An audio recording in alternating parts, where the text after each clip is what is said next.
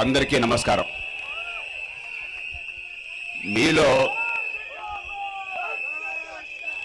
మీలో గతంలో రాజకీయ అనుభవం లేకుండా కేవలం లోక్సత్తా పార్టీ సభలకు మాత్రమే హాజరవుతున్న వాళ్ళు ఒకసారి చేతులు ఎత్తారా? ఒక్కసారి టీవీ కెమెరాలో చూపెడతారా? ఎంతమంది రాజకీయంలోకి కొత్తగా వస్తున్నారో లోక్సత్తా ప్రయత్నం వల్ల? ఇప్పటిదాకా రాజకీయ పార్టీలు అంటే కేవలం కొందరు కుటుంబాల ఆస్తిగా, ఒక ప్రైవేట్ కంపెనీగా, డబ్బులు సంపాదించే మార్గంగా, అధికార దుర్వినియోగమే లక్ష్యంగా వస్తున్న సంస్థలేనే. ఈవేళ నాకు చాలా ఆనందంగా ఉంది. వేలాది మంది ఈవేళ రాజకీయ మొహం చూడని వాళ్ళు, గతంలో రాజకీయాన్ని ద్వేషించిన వాళ్ళు, అతి ఎక్కువ మంది యువతరం వారు, మహిళలు రాజకీయం మా కోసం, పార్టీలు మా వేదికలు, మేము మా భవిష్యత్తును మేమే తీర్చిదిద్దుకోవాలి, పార్టీలు ఎవరో స్వర్గం నుంచి తీసుకురావాలని చెప్పన్న భావంతో ముందుకొస్తున్నారు. ముందుగా మీ అందరికీ నా గుండె లోతుల్లోంచి అభినందనలు తెలియజేస్తున్నాను.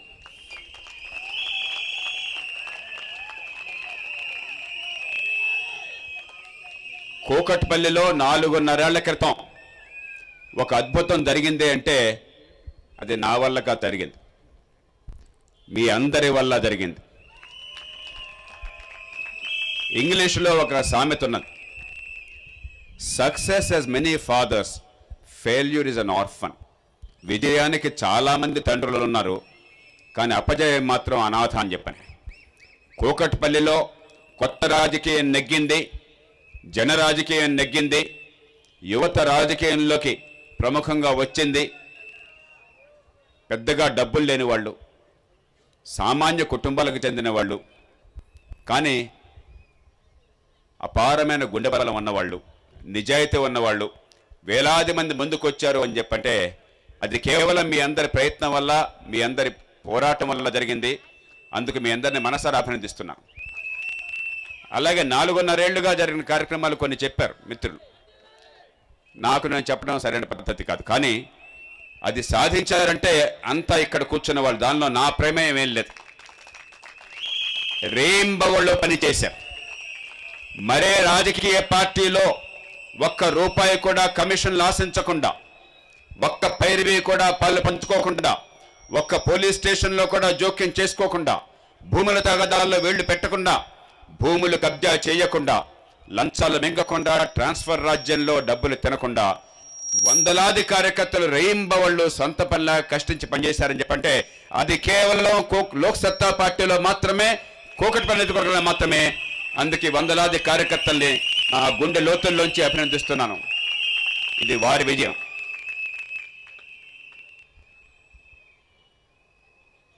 నేను సాధారణంగా వ్యక్తిగత విషయాలు మాట్లాడను, కానీ ఒక్కసారి కనిపెట్టమండి. 31 సంవత్సరాలుగా, 30 సంవత్సరాల 8 నెలలు అయింది, ఇప్పటికి 9 నెలలు అయింది. నిరంతరం నేను ఎన్ని బాధలు పెడుతున్నా, ఎన్ని ఇబ్బందులు పెడుతున్నా సహిస్తున్న మనిషి ఒకరున్నారు. Long suffering wife. ఎందుకు ఆమె తాళి కట్టించుకుందో తెలియదు, కానీ నేను ఆనాడే చెప్పాను, నేను ఒక అధికారిని కాబట్టి పెళ్లి చేసుకుంటే వద్దు, నేను ఎక్కువ కాలం ప్రభుత్వంలో ఉండి రాజీనామా చేస్తాను, దేశంలో మౌలికమైన మార్పులు రావాలి, దానికోసం ఈ పదవి బంధాన్ని వదిలేసి వెళ్ళాల్సిన అవసరం ఉందని చెప్పని నేను చెప్పాను. పాపం అర్థం కాల ఆనాడు. ఏదో చెప్తున్నారో అనుకుంది, కానీ ఆమె ఆలోచించాల. కానీ 30 సంవత్సరాల 9 నెలల పాటు నిరంతరం నాకు అండగా ఉండి, ఎన్ని కష్టాలైనా, కుటుంబాన్ని ఏమాత్రం పట్టించుకోకపోయినా, కొన్ని సందర్భాల్లో పిల్లలకి స్కూళ్ళకి ఫీజు కట్టడానికి డబ్బులు లేకపోయినా, ఏనాడు కూడా కాళ్ళకి బంధనాలు వేయకుండా నిరంతరం నాకు అండగా నిలిచింది నా సతీమణి రాధ. ప్రత్యేకంగా రాధకి నేను ధన్యవాదాలు తెలియజేస్తున్నాను. ఈ మధ్యన ఎవరు అడిగారు నన్ను, సరే మాటలు కాదు కావాల్సింది మాకు చేతలు, వ్యాలంటైన్స్ డే నాడు అడిగారు, స్టూడెంట్స్ అడిగారు, అసలు మీరు జీవితంలో నిజంగా నిరాడంబరంగా ఉంటారా లేదా అంటే ఎవరైనా ఏం చెప్తారు, నిరాడంబరంగా ఉంటారని చెప్తారు. వాళ్ళు అడిగారు, మీరు ఏ వాచ్ చేసుకుంటారో చెప్పండి సార్, దాన్ని బట్టి తెలిసిపోతుందని చెప్పన్నారు. నేను ఆనాడు వాళ్ళకి చెప్పాను, 31 ఏళ్ల నుంచి ఒకే వాచ్ వాడుతున్నానయ్యా, అంతకుముందు ఎంతకంటే ఇంకా చౌక వాచ్ ఉండేది. 31 ఏళ్ల క్రితం నా శ్రీమతి ఇచ్చింది ఇదిగో HMT వాచ్, అప్పటికిప్పటికి అదే వాచ్ అని చెప్పాను నేను. అంతకుముందు HMT వాచే, కాబట్టి అంతకుముందు HMT వాచ్ కీ ఇవ్వాల్సి వచ్చేది, దీనికి కీ అవసరం లేదు, అదే తేడా.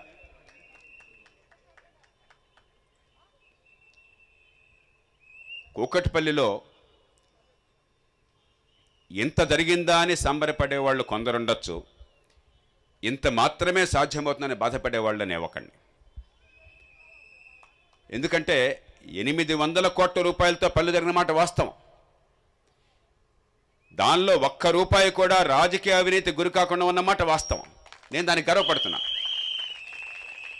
కానీ 800 కోట్ల పని మాత్రమే జరిగిందంటే ఇది రాష్ట్రంలో ఏ నియోజకవర్గం కంటే ఎక్కువ అంటే అది నాకు సంతోషం కలిగించట్లా. ఈ పని జరగడానికి కూడా ఎన్నోసార్లు ఎంతోమంది దుంప తగాల్సి వచ్చింది. అంటే రేయింబవళ్ళు ఒక శ్రీనివాసన్ కావచ్చు, ఒక సాంబిరెడ్డి కావచ్చు, ఒక వంశీ కావచ్చు, మరి ఒక కొండరెడ్డి కావచ్చు, మరి ఒక బైరెడ్డి గారు ఇక్కడ కనిపించట్లా, ఓ బైరెడ్డి కావచ్చు, లేకపోతే రామరాజు కావచ్చు, బాదినేని ప్రసాద్ కావచ్చు, లక్ష్మి కావచ్చు, భవానీ కావచ్చు, గంగా భవానీ కావచ్చు, ఉపేందర్ రెడ్డి కావచ్చు, రేయింబవళ్ళు వందలాది మంది ఎన్నిసార్లు నా దగ్గర కంటతడి పెట్టున్నారో నాకు గుర్తున్నది. ఏమి సార్ ఇంత అసలు పని కాని వ్యవస్థ ఎందుకుందని చెప్పాను. 800 కోట్ల పని కావటం కాదు గొప్ప విషయం. ఏమాత్రం పని జరగని జడ వ్యవస్థలో, పని చేయడమే పాపం అనుకునేటువంటి యంత్రాంగం ఉన్న వ్యవస్థలో, రాజకీయ పార్టీలు పైసా పని చేయకుండా ప్రచారం కోసం 100 రెట్లు ఖర్చు పెట్టే వ్యవస్థలో, ₹1,00,000 పనికి వాడు ₹1,00,000 సమావేశం పెట్టే వ్యవస్థలో అసలు ముందు అక్కడ స్టోన్ ఉందా, స్టోన్ మీద నా పేరుందా, పేరు పైనుందా, నా ఫోటో పడిందా, కొబ్బరికాయ నేను కొట్టానా లేదా, శిలాఫలకం నాకుందా అని తప్ప అసలు ప్రజలకేం జరిగింది పట్టించుకునే వ్యవస్థలో ఈ పని జరగటం ఉందే, ఇంతమంది కష్టపడి, అది గొప్ప విషయం. మా వాళ్ళు ఏనాడు కూడా ఫోటోల కోసం ఆశించాల, ఏనాడు కొబ్బరికాయలు వాళ్ళు కొట్టాలని కోరుకోవాలా, ఏనాడు శిలాఫలకాల్లో వాళ్ళ పేరుండాలని కోరుకోవాలా. నేను అక్కడ శాసనసభ్యుడిగా ఉన్నప్పుడే, సరే కేవలం శాసనసభ్యుడిగా ఈ రాష్ట్రంలోనో దేశంలో ఎంతో కొంత పరువు ప్రతిష్ట ఉన్నవాడిని, నేను ఉన్నప్పుడే వస్తాదుల్లో అంటే రాజకీయంలో ఉన్న చోటా నాయకులు అలా తోసుకుంటూ పోతారు. వికృతమైనటువంటి రాజకీయం జరుగుతున్నది ఈ దేశంలో కానీ రాష్ట్రంలో కానీ. కనీసమైన మర్యాదలు, సాంప్రదాయాలు, నిరాడంబరంగా ఉండడం, నీతిగా ఉండడం, వాగుడు తగ్గించడం, ఎక్కువ చెప్పుకోకుండా వినమ్రంగా ఉండడం, ఇవన్నీ మర్చిపోయినాం. ఒక వికృతమైన కేళి జరుగుతున్నది. కూకట్పల్లిలో మాత్రమే జనం అర్థం చేసుకున్నారు, మనకు కావాల్సింది ఈ కేళి కాదు, మనకు నిజంగా మన పన్నుల డబ్బు సద్వినియోగం చేసుకునే వ్యవస్థ కావాలని చెప్పని. అందుకే లోక్సత్తాను ఆదరించారు.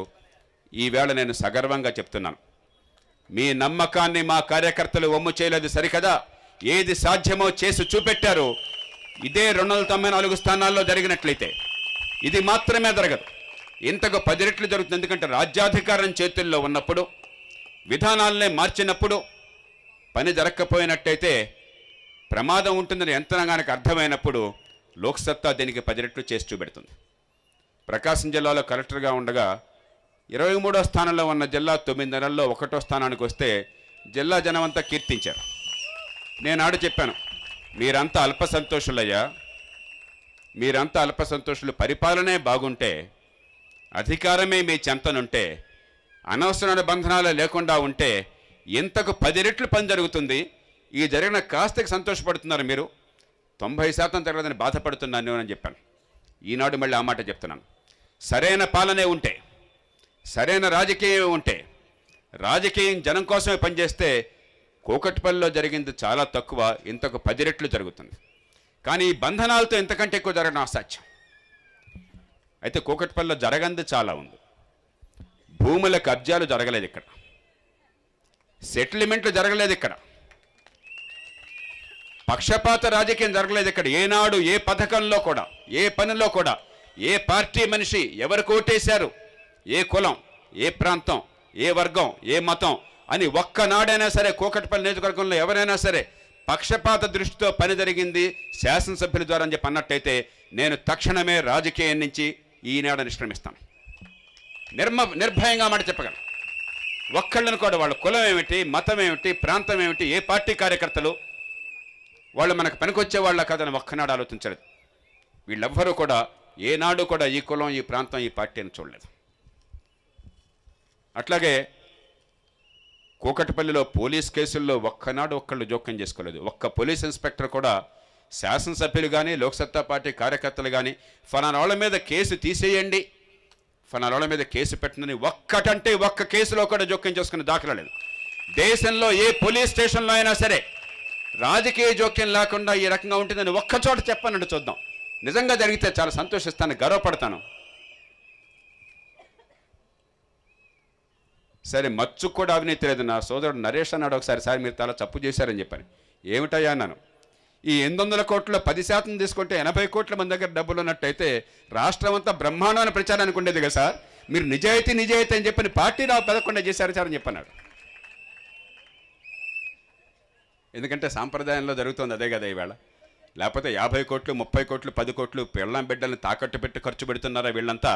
దేశ దోచుకుని దానిలో కొంత భాగాన్ని ఎన్నికల్లో ప్రజలకి ఏమార్చి మళ్ళీ 10 రెట్లు సంపాదిస్తున్నారు. అదే రాజకీయంగా చలామణి అవుతోంది. దానికే బోళ్ళంతా నజరానాలు పలుకుతున్నారు. ఒక్కనాడు కూడా లోక్సత్తా కార్యకర్తలు కానీ పార్టీ నాయకులు కానీ ఇతర పార్టీల విషయంలో ప్రవర్తించే తీరులో అసభ్యత కానీ కుసంస్కారం కానీ కూకట్పల్లి నియోజకవర్గంలో ఒక్కనాడు కూడా గోచరించలేదు. అందుకే ఇక్కడ పార్లమెంటు సభ్యులకి మిగతా నియోజకవర్గాల్లో వారి పార్టీ ఎమ్మెల్యే అందరంతో తగాదా ఉంటుంది, కానీ కూకట్పల్లి నియోజకవర్గంలో ఎమ్మెల్యే, ఎంపీ, కార్పొరేటర్లు అన్న తేడా లేకుండా సామరస్యంగా సహృదయంతో అందరినీ మన్నించే ఏర్పాటు ఇక్కడ మాత్రమే జరిగింది. రాష్ట్రంలో మరెక్కడ మీరు అది చూడలేరు. సొంత పార్టీలో ఉన్న వాళ్ళనే సహించలేరు, వేరే పార్టీ ఎంపీలు లేకపోతే కార్పొరేటర్లని సహించే సమస్య ఉత్పన్నం కాదు. ఇక వార్డు కమిటీ సభ్యుల గురించి పట్టించుకునే వాళ్ళు ఉండరు ఒక్క కూకట్పల్లి నియోజకవర్గంలో తప్ప. అంటే ఇవన్నీ కూడా చేస్తూ ఫలితాలు సాధించడం సాధ్యం. రాజకీయం అంటే ఇంతేనండి అని మనల్ని భ్రమలో పెట్టారు ఇప్పటిదాకా. మీకు తెలియదు సార్, మీరు చెప్తారంతా సిద్ధాంతాలు, ఇవన్నీ ఆచరణలో సాధ్యం కాదు అని చెప్తూ వచ్చారు ఇప్పటిదాకా. ఇది పచ్చి అబద్ధము. మంచి రాజకీయం సాధ్యం, ఆచరణలో సాధ్యం, ఫలితాలు తీసుకొస్తూ సాధ్యం. నిజంగా లోక్సత్తా చెప్పిన అమలు చేసినట్టయితే ఈ రాష్ట్రంలో, ఈ దేశంలో మౌలికమైన మార్పు సాధ్యం. ఓ చైనా నుంచి ససేపడక్కర్లేదు, అగ్రరాజ్యాల నుంచి తక్కువ ఉన్నామని చెప్పని మనం దిగాలు పడక్కర్లేదు. ఖచ్చితంగా ఆ సరసన చేరగలం. అందుకే యువతంతా ఆశపడుతోంది లోక్సత్తా మార్కు రాజకీయం దేశంలో రావాలని చెప్పని. అందుకే వేలాదిగా, లక్షలాదిగా ఈవేళ లోక్సత్తాకు అభిమానులు, ఓటర్లు ఉన్నారంటే కేవలం యువత, మహిళలు, రైతులు.